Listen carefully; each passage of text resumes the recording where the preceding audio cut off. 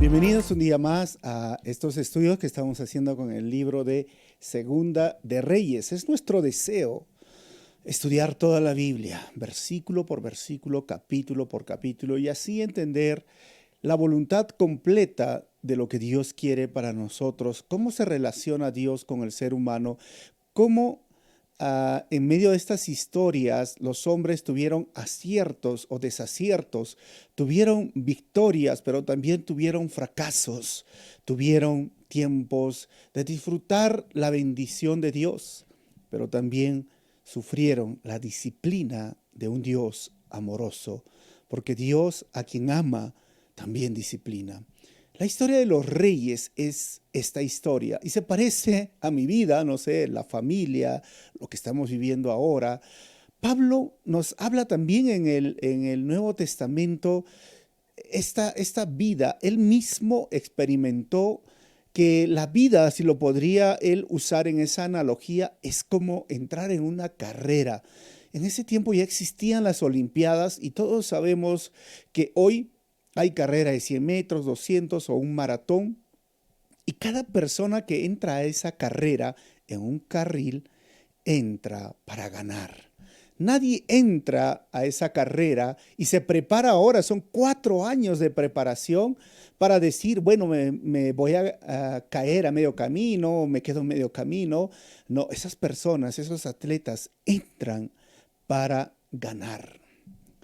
Pero para ganar tienen que pasar momentos muchas veces dolorosos en su físico, porque tienen que aprender a hacer ejercicios o ejercitarse al extremo, a un nivel diferente a lo que tú y yo hacemos, porque su meta es llegar a ganar.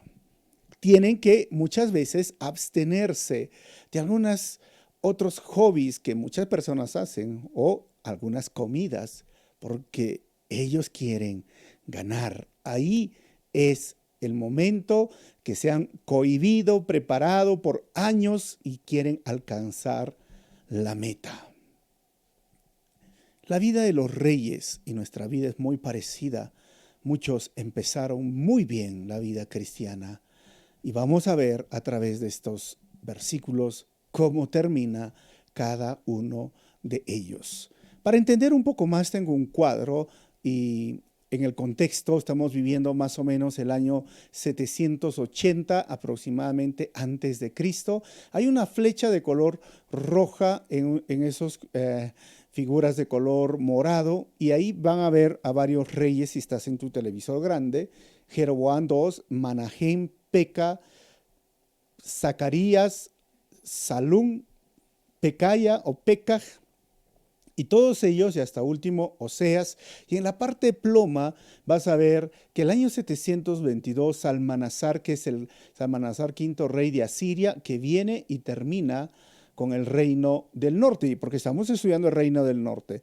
Los profetas están con naranja, color naranja y amarillo. Tenemos a Amós, Oseas, tenemos ya en ese tiempo también contemporáneo el profeta Joel y Jonás. Ahora, en los reyes del sur están de azul, que vamos a ver a Uzías, Azarías, Jotán y luego viene Acaz.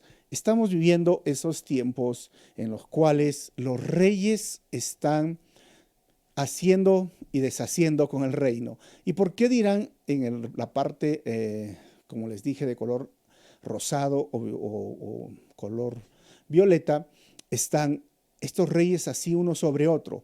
Pues eso es lo que vamos a estudiar hoy, porque son reinos cortos y conspiraciones. Y este es el título del capítulo 15. Así que este capítulo de reinos cortos y conspiraciones, de la primera parte del 1 al 7 vamos a ver el reinado de Azarías o Uzías sobre Judá.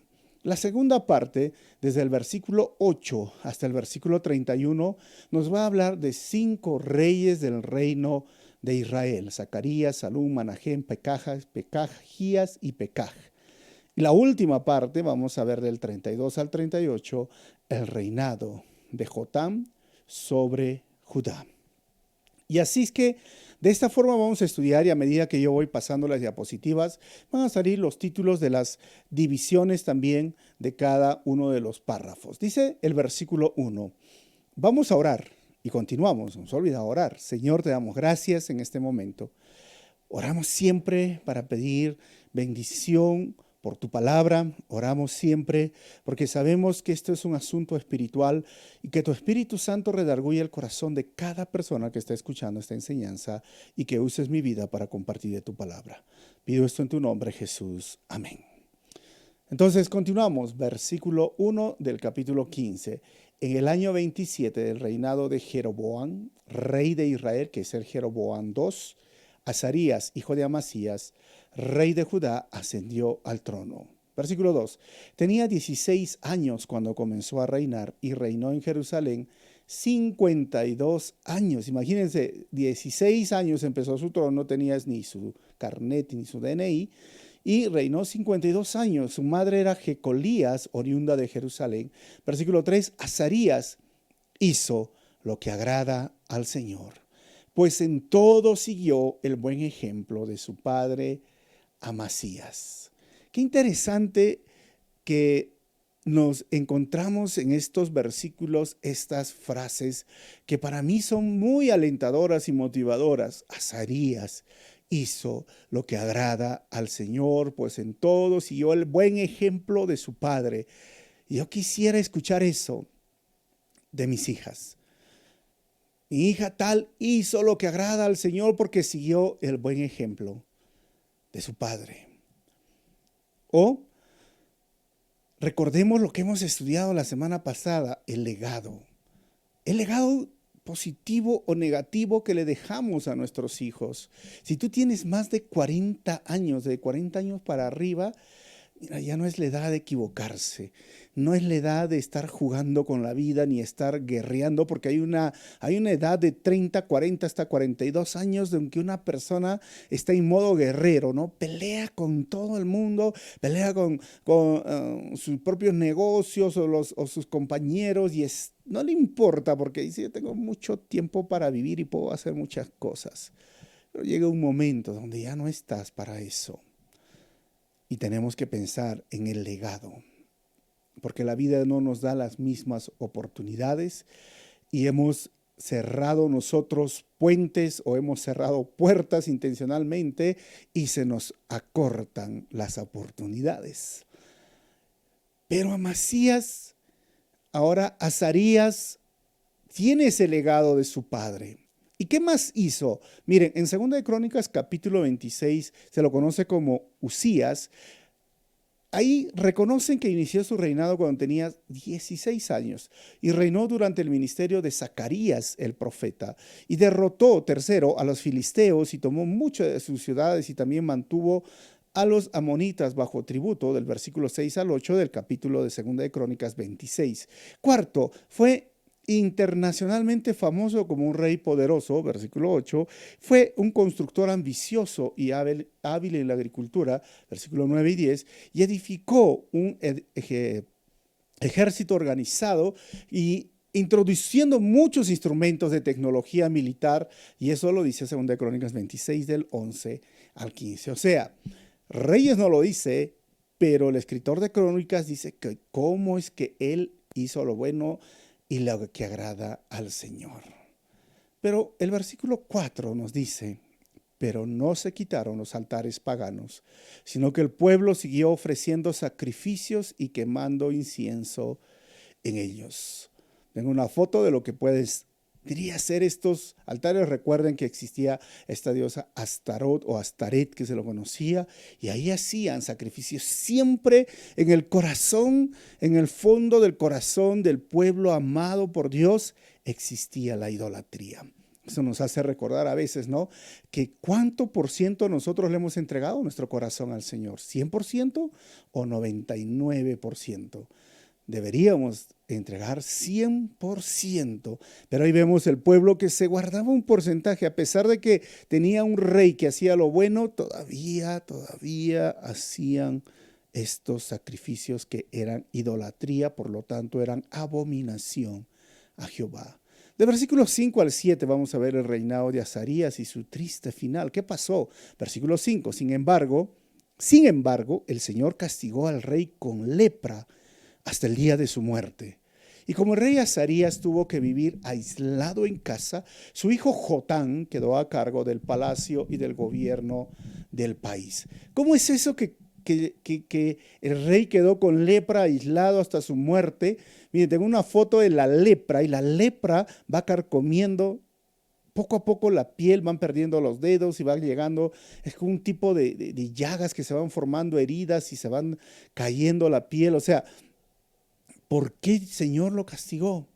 Pues Reyes no lo dice. Vamos a Crónicas, segunda de Crónicas, capítulo 26, versículo 16 hasta el 21. Dice, sin embargo, cuando aumentó su poder, Usías, que es el mismo, se volvió arrogante. Miren, se volvió arrogante, lo cual lo llevó a la desgracia. Se rebeló contra el Señor, Dios de sus antepasados, y se atrevió a entrar en el templo del Señor para quemar incienso en el altar. 17. Detrás de él entró el sumo sacerdote Azarías junto con 80 sacerdotes del Señor y todos ellos hombres valientes. 18. Quienes se le enfrentaron y le dijeron, no corresponde a su majestad quemar el incienso al Señor. Esta es función de los sacerdotes descendientes de Aarón, pues son ellos los que están consagrados para quemar el incienso. Salga usted ahora mismo del santuario, pues ha pecado. Y así Dios, el Señor, no va a honrarlo. Versículo 19. Esto enfureció a Usías, quien tenía en la mano un incensario listo para ofrecer el incienso. Pero en ese mismo instante, allí en el templo del Señor, junto al altar del incienso y delante de los sacerdotes, la frente se le cubrió de lepra. 20. Al ver que Usías estaba leproso, el sumo sacerdote Azarías y los demás sacerdotes lo expulsaron de allí a toda prisa. Es más, él mismo se apresuró a salir, pues el Señor lo había castigado.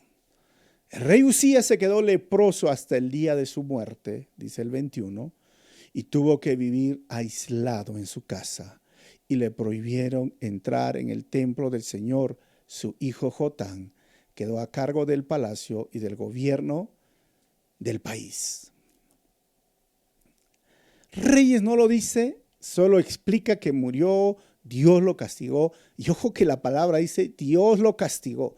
Hay personas que dicen, Dios no castiga. No, Dios sí castiga. Hebreos mismo dice, Dios castiga o disciplina o corrige a sus hijos. Aquellos que son sus hijos. Bueno, si no eres hijo, pues no te castiga y no te disciplina. Porque aquellos que son sus hijos, sí los ama y los castiga y los corrige.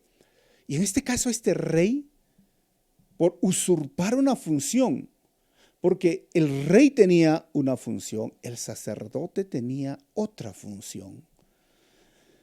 El rey no podía cumplir la función del sacerdote. Y no es el único rey, ¿eh? ¿Se acuerdan a Saúl? Saúl también fue castigado por lo mismo. Le dijo, el reino se te quitará a ti. ¿Por qué? Porque dijo, pero si yo soy el rey, yo puedo ofrecer un sacrificio. Y Samuel le dijo, ¿sabes qué? Obedecer a Dios es mejor que presentar muchos sacrificios. Debió escuchar esa historia. Este rey quiso cumplir la labor de un sacerdote, lo cual estaba prohibido.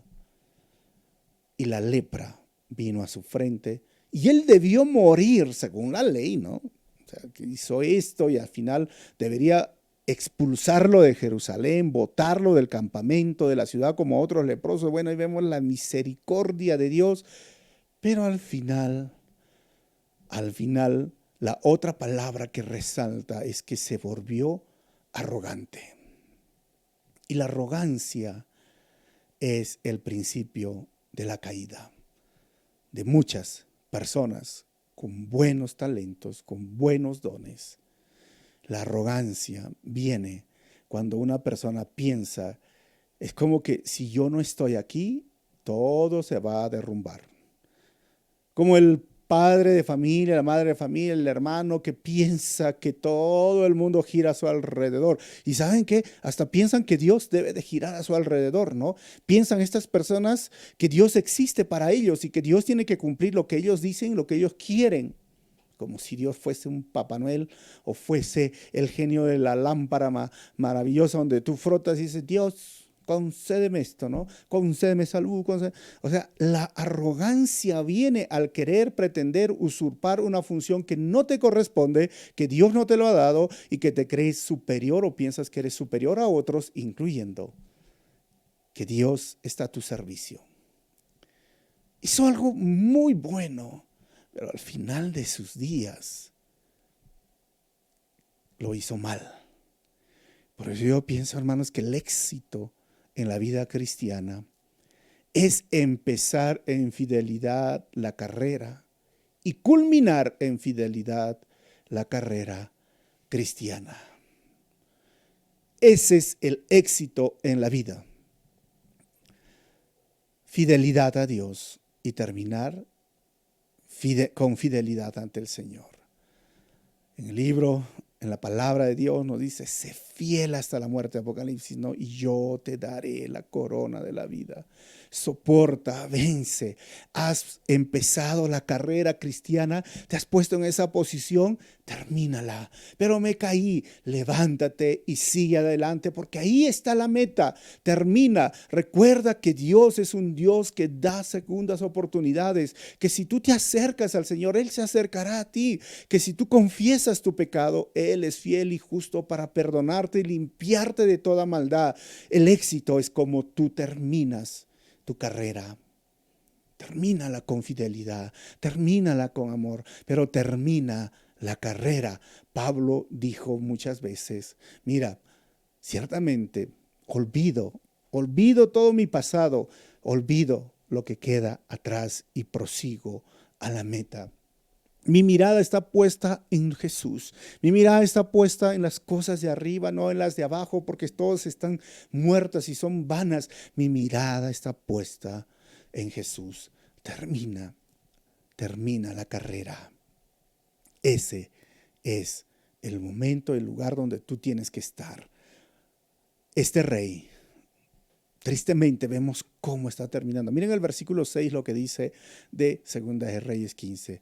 Los demás acontecimientos del reinado de Azarías y todo lo que hizo están escritos en el libro de las crónicas de los reyes de Israel. Versículo 7.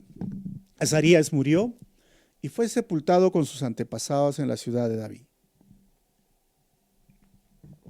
Y su hijo Jotán lo sucedió en el trono. Así que vemos ahora este tiempo tan interesante como teniendo un buen legado y haciendo lo bueno por años, porque miren, años, 52 años, de los 16, ¿a qué edad le tocó vivir o dejarse guiar por la arrogancia? Así que si tú estás luchando con la arrogancia, es mejor someterte a Dios, sométete a la mano poderosa de Dios, como dice Santiago, humíllate ante Dios y Él a su debido tiempo te honrará.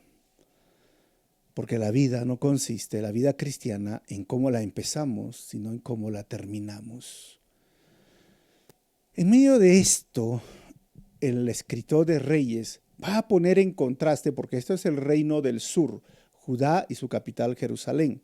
Recuerden que el año 930 surgió esta división. Ahora vamos a ver 43 años más del reino del norte.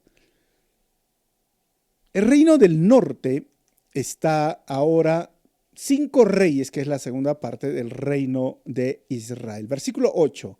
En el año 38 del reinado de Azarías, rey de Judá, Zacarías, hijo de Jeroboam, ascendió al trono de Israel y reinó en Samaria 6 meses, nada más, 6 meses. 9. Zacarías hizo lo que ofende al Señor, como lo hicieron sus antepasados, pues no se apartó de los pecados con que Jeroboam, hijo de Nabat, hizo pecar a Israel.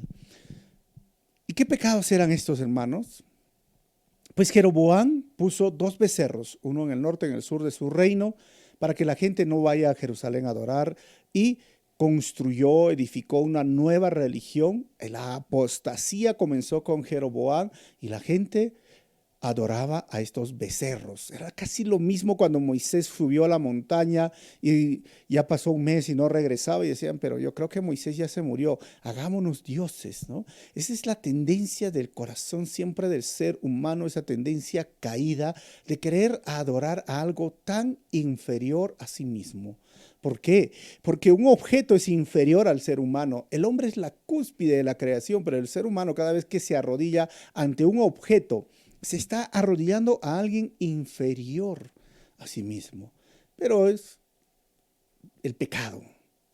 Así que lo que me llama la atención también es lo que ofende. Hizo lo que ofende al Señor. Versículo 9. Zacarías hizo lo que ofende al Señor, como lo hicieron sus antepasados, pues no se apartó de los pecados que Jeroboam, hijo de Nabat, hizo pecar a Israel. 10. Salum, hijo de Jabes, conspiró contra Zacarías, lo atacó en Ibleán y lo mató, usurpando así el trono. 11. Los demás acontecimientos del reinado de Zacarías están escritos en el libro de las crónicas de los reyes de Israel. De este modo se cumplió la palabra que el Señor le había dado a conocer a Jehú. Durante 4 generaciones tus descendientes ocuparán el trono de Israel. Miren, hasta este momento, 6 meses y 4 generaciones. ¿Y quién fue Jehú? Jehú fue como este justiciero que mató a este rey, a su descendencia de Acab. Recordemos esta historia y está ya grabado. Entonces, es importante recordar que Dios usó esta persona y porque fue obediente, pero obviamente se excedió a este Jehú, le dijo, mira, yo te voy a dar 4 generaciones. Y después de las 4 generaciones, es decir, el hijo, tu nieto y tu bisnieto van a estar en el trono y después desaparece tu genealogía. Estamos hablando del reino del norte. Y esto me hace recordar que la palabra de Dios, el profeta, lo dijo y se cumplió. Mira, Dios cumple sus promesas a sus enemigos. Y mi pregunta es, ¿le fallará a sus amigos e hijos? Si Dios cumple sus promesas a sus enemigos, ¿qué creen que hará con sus hijos? Pues las promesas en Dios son sí y amén. Nunca dudes de las promesas de nuestro Señor. Su palabra se va a cumplir, sí o sí. Del versículo 13 al 16 vamos a ver el reinado de Salum. Salum, hijo de Jabes, ascendió al trono en el año 39 de Usías, rey de Judá, y reinó en Samaria un mes. O el otro reinó 6 y este un mes. Pero Menahem, hijo de Gadi, llegó a Tirsa, a Samaria, y allí atacó a Salum, hijo de Jabes, y lo mató, usurpando así el trono. Los demás acontecimientos, versículo 15 del reinado de Salum, incluso su conspiración, están escritos en el libro de las crónicas de los reyes de Israel. Es interesante, miren, 6 meses, un mes. Estos son conspiraciones por personas de su confianza, reyes y tronos, por eso se llama esta serie. Y para mí, cuando yo estaba estudiando, dijo, hoy me hace recordar la situación política de mi país. En una semana hemos tenido 3 presidentes, que sí, salió un presidente, entró otro, lo sacaron unos pocos días y ahora estamos con un nuevo presidente. Ay, ay, ay, me hizo recordar un poco la historia que estamos viviendo. Pero versículo 16, por aquel tiempo, Menahem atacó la ciudad de Tifsa. Como no le abrieron las puertas de la ciudad, mató a todos los que vivían allí, comenzando por Tirsa, y les abrió el vientre a las mujeres embarazadas. Miren, Menahem, ¿eso hizo un rey de Israel? Sí, eso lo hizo. La crueldad, la decadencia moral, comenzando con la apostasía de Israel, de este Jeroboam, con inventarse una religión, poner falsos sacerdotes, llegar a este extremo. La decadencia de un pueblo va llegando cuando dejan a Dios a un lado. La decadencia del mundo simplemente está basado en dejar a Dios a un lado. Siempre me hice recordar cuando hace años un adolescente entró a un colegio en los Estados Unidos y mató más de 40 jóvenes adolescentes. Y en una entrevista, ahí estaba la esposa de Billy Graham y la periodista lo quiso poner entre la espada y la pared y le preguntó, ¿y dónde estaba Dios? Dígame usted, ¿dónde estaba Dios cuando estaban matando a esos adolescentes? Este adolescente que tenía problemas en la cabeza. ¿Qué hacía Dios? ¿Por qué no trabó el arma? Y la esposa de Billy Graham le dijo, Dios estaba igual que nosotros, como viendo por las cámaras, no sé, ¿no? Nosotros, pero Dios estaba igual, viendo cómo el pecado del ser humano destruye a otro ser humano. Pero no podía hacer nada y ¿sabes por qué? Le dijo a la periodista. La periodista dijo, ¿por qué? Porque ustedes lo han sacado de los colegios. Ustedes lo han echado y lo han botado y dicen que Dios no existe. Ustedes le han dicho, Dios, no te metas en nuestra vida. Porque antes en los Estados Unidos se leía la Biblia en los colegios, antes de porque ellos tienen almuerzo, se oraban. Hoy no se hace nada. Y muchas veces, cuando pensamos frente al dolor y el sufrimiento, ¿dónde está Dios? Quizás esa respuesta pueda venir así como un martillo en tu cabeza y decirte, si tú lo botaste de tu vida, si tú lo echaste y lo desechaste hace mucho tiempo, la decadencia moral viene cuando las personas olvidan al Dios creador, porque la moral es una creación de parte de Dios. Los ateos no pueden decir en qué momento nació la moral o evolucionó la moral. Porque nosotros sabemos qué es bueno y qué es malo. Por eso tenemos, según lo que dice Génesis, la imagen de Dios. Y al comer ese fruto del árbol nos hemos vuelto jueces y tenemos esa capacidad de discernir entre lo bueno y lo malo. Pero los objetos, la creación o aún los animales no lo pueden hacer. Y cuando dice el texto que le abrió el vientre a las mujeres embarazadas, este Manahén agarró prácticas extranjeras que infligían, miren, a los propios israelitas. Por ejemplo, Hazael en 2 de Reyes 8:12, este rey sirio abrió los vientres a mujeres embarazadas de Israel. Amón, que son los amonitas, en el libro de Amós capítulo 1 versículo 13, habla que también sucedió esto, y los asirios, según Oseas 13:8, cuando los conquistaron en el año 712, les abrieron los vientres a las mujeres embarazadas. Eso es cruel. Eso es cruel.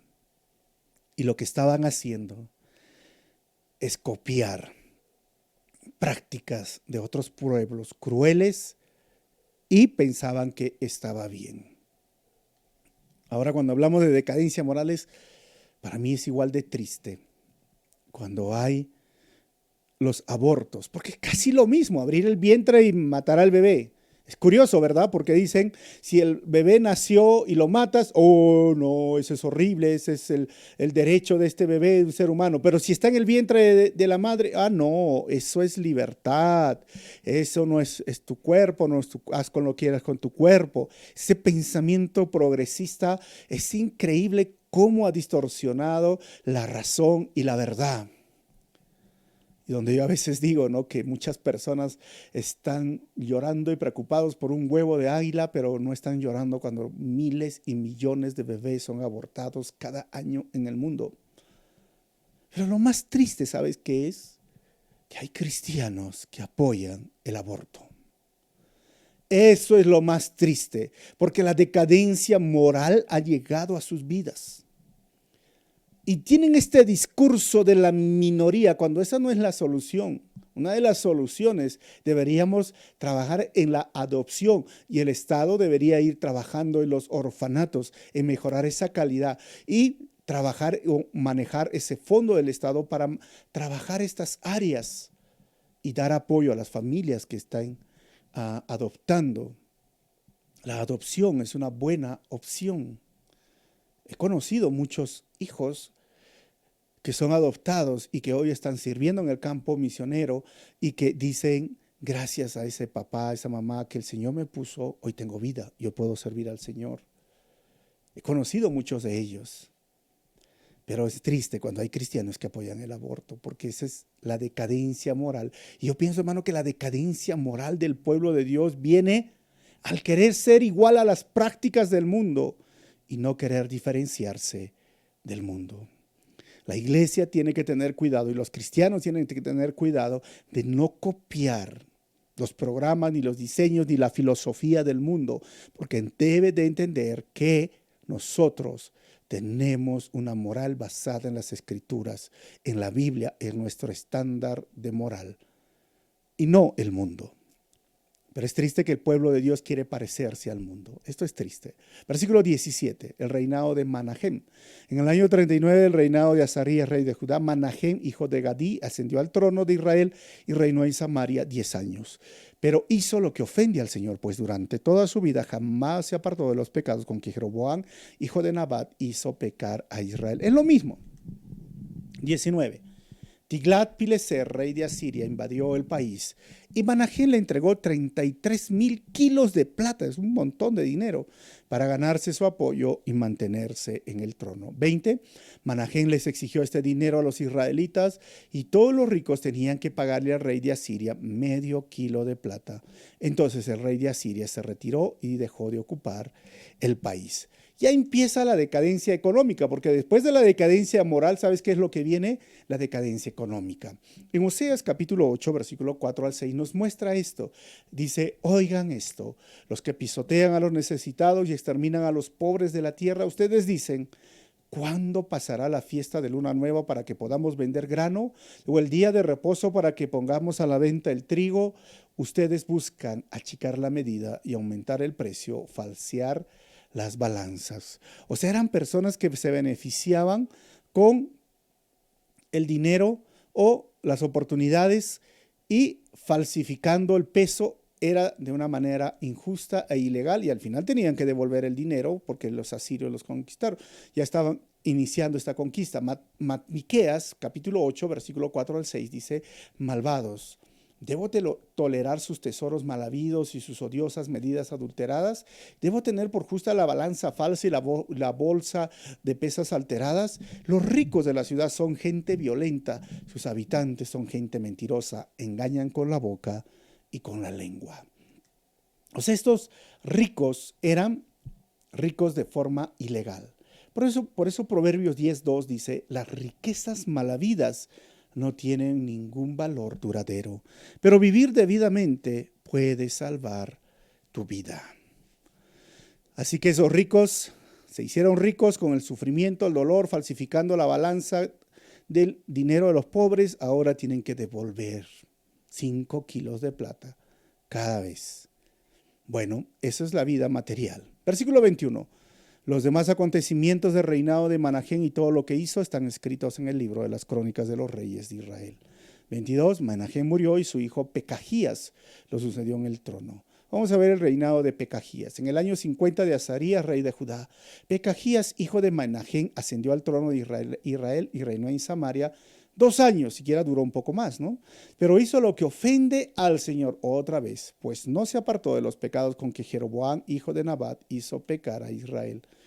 25. Uno de los oficiales que se llamaba Pekaj, hijo de Remalías, conspiró contra él. Apoyado por 50 galaditas, atacó a Pekajías y Argob y Arié en la torre del palacio real en Samaria. Así fue como lo mató y usurpó el trono. 26. Los demás acontecimientos del reinado de Pekajías y todo lo que hizo están escritos en el libro de las crónicas de los reyes de Israel. 27. Vamos a ver el reinado de Pekaj. En el año 52 del reinado de Azarías, rey de Judá, Pekaj, hijo de Remalías, ascendió al trono de Israel y reinó en Samaria 20 años, mira, un poquito más, pero hizo lo que ofende al Señor, pues no se apartó de los pecados con que Jeroboam, hijo de Nabat, hizo pecar a Israel.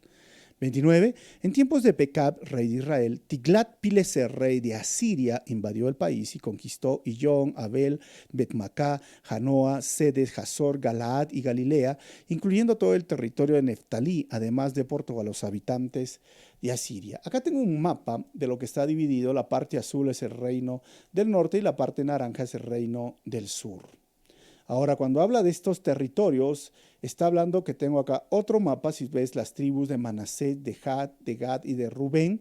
Lo que dice Crónicas es que todo ese territorio fue conquistado por los asirios y se llevó la mitad de la tribu de Manasés, los llevó a Asiria. Ya empieza la decadencia, ya van perdiendo territorio. ¿Cómo empieza?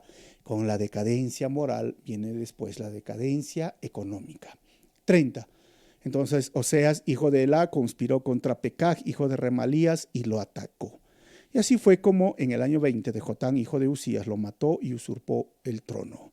Segunda de Crónicas 28:6 nos da una mayor referencia. En un solo día, Pekaj, hijo de Remalías, mató en Judá a 120,000 hombres, todos ellos soldados valientes, porque los habitantes de Judá habían abandonado al Señor, Dios de sus antepasados. Miren que Pekaj muere, según Josefo, era su mejor amigo. Y esto me hace ver, hermanos, que el perverso recibirá la cosecha de aquello que sembró en su vida. Versículo 31. Los demás acontecimientos del reinado de Pekaj y todo lo que hizo están escritos en el libro de las crónicas de los reyes de Israel. C, y es la última parte, el reinado de Jotán sobre Judá.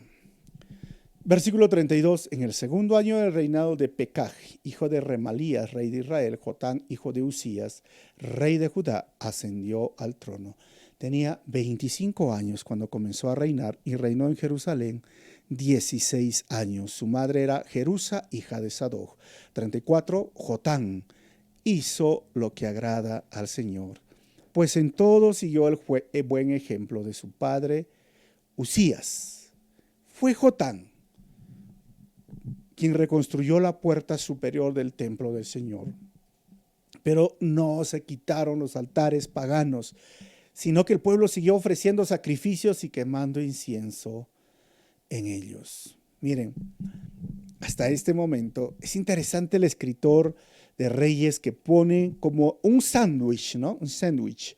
Primero pone lo bueno, el padre Usías, lo que hizo y lo que agrada al Señor. Y después pone 5 reyes que hacen lo que ofende al Señor y termina este párrafo y este capítulo con otro rey que hace lo que agrada al Señor. Y eso es la vida cristiana. Y eso es la iglesia. Hay personas que van de por sí mismo querer agradar al Señor porque al final son las decisiones lo que determinan el final de mi carrera. Y hay personas que por más que quieras y más van a hacer lo que ofende al Señor. Qué triste, ¿verdad? Qué triste porque a pesar de lo que vemos aquí, que después de la decadencia moral viene la decadencia económica. Muchas personas eran bendecidos y son bendecidos cuando están con el Señor, pero empiezan a desviarse del camino y empiezan a sufrir las consecuencias económicas también. O un país empieza a sufrir la decadencia económica. Así que esto nos hace recordar que Jotán, ahora este rey, hizo lo que agrada al Señor. ¿Y por qué más? Miren, segunda de Crónicas, vamos a buscar versículo 27 al 6, dice, Jotán llegó a ser poderoso. ¿Por qué? Porque se propuso obedecer al Señor. Hermanos, la única fuente de sabiduría y fortaleza vienen de Dios. Recuérdalo eso, la única fuente de sabiduría y fortaleza vienen de Dios. Jotán lo encontró y espero que tú lo encuentres y oro siempre, Señor, para que lo encuentre porque me falta fortaleza. Muchas veces digo, Señor, uno más, un golpe más, una prueba más, pero Dios es mi fuerza. Señor, ¿cómo voy a hacer en este problema? Dios es mi sabiduría, porque hay que proponerse estar cerca de Dios, obedecer a Dios, hay que ser intencional. Y versículo 36 y terminamos. Los demás acontecimientos del reinado de Jotán están escritos en el libro de las crónicas de los reyes de Judá. 37-38, el reinado de Jotán comienza a ser disciplinado junto a todo el reino de Judá. 37, durante su reinado el Señor comenzó a enviar contra Judá a Resín, rey de Siria, y a Pekaj, hijo de Remalías. Jotán murió y fue sepultado con sus antepasados en la ciudad de David, y su antecesor y su hijo Acaz lo sucedió en el trono. ¿Qué sucedió con Acaz? No se pierdan la próxima semana a la misma hora con el mismo predicador, creo, ¿no? Continuaremos la historia de Acaz. Pero, ¿por qué digo que empezó a disciplinar? ¿Se han dado cuenta con Usías y con Jotam? El pueblo seguía ofreciendo sacrificios en los lugares altos. Dios va a apretar o presionar a Judá a ver qué sucede. Pero de Israel vamos a ver lo que sucede próximamente. Quiero terminar con 4 conclusiones. Primero, terminar la carrera con fidelidad a Dios y haciendo tesoros en el cielo debe de ser la meta de cada cristiano. Número 2, la iglesia debe de ser diferente al mundo porque el imitar los programas del mundo llevarán a su decadencia moral. Número 3, el dinero y la riqueza no son malos. Lo malo es amar el dinero y las riquezas. Y número 4, estar cerca de Dios es estar cerca de la sabiduría y fortaleza. Vamos a orar y que el Señor bendiga este tiempo. Señor, ayúdanos a mantenernos siempre siendo guiados por tu sabiduría, siendo guiados por tu Santo Espíritu en todo lo que concierne nuestra vida, en nuestra familia, en la iglesia. Necesitamos tu sabiduría. Y cuídanos y enséñanos a no estar mirando las cosas del mundo, aunque puedan ser atractivas, pero no tienen valor. Y agradecemos, Señor, que hasta el día de hoy tú nos sostienes. Y ayúdanos a terminar nuestra carrera con fidelidad, pero ayúdanos a terminar, ser valientes, porque tú, Señor, tienes una corona a aquella persona que vence en las tentaciones y en la prueba. Gracias, Señor, porque nos animas a continuar nuestra carrera y a pesar de lo que pase, siempre hay oportunidad. Eres un Dios misericordioso, eres un Dios lleno de amor. No permitas que las riquezas o el dinero sea un estorbo y un tropiezo para muchos de mis hermanos. Y mi vida también. Que tu gracia esté con nosotros y gracias una vez más por salvarnos. Oro así en tu nombre, Jesús. Amén. Dios te bendiga y si deseas apoyar y ser parte de esta obra, ahí te sale el cómo. El próximo estudio.